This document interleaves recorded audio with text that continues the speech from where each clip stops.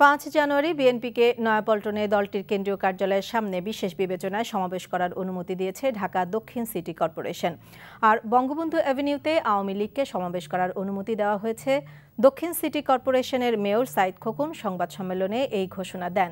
তবে রাজধানীতে সমাবেশ করার এই দুটি স্থানে সিটি কর্পোরেশন অনুমতি দিলেও আইনশৃঙ্খলা বাহিনীর কাছে স্থানগুলো নিরাপত্তা এবং মাইক ব্যবহারের এখনও অনুমতি পায়নি কোনো পক্ষই।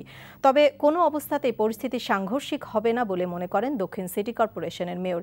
এছাড়া গুরুত্বপূর্ণ কোনো সড়কে বা স্থানে সমাবেশ, মিছিল বা র্যালি করার ক্ষেত্রে সতর্ক থাকতে রাজনৈতিক দুটি দলকেই আন্তরিক হবার পরামর্শ দেন তিনি। পাশাপাশি 5 জানুয়ারি এই দুই সমাবেশে কোনো ধরনের বিশৃঙ্খলা যাতে না হয় সেজন্য দুই দলের নেতাকর্মীকে সজাগ থাকার আহ্বান জানান দক্ষিণের মেয়র।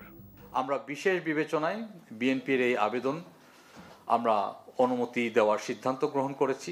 পাশাপাশি ঢাকা মহানগর আওয়ামী লীগের থেকে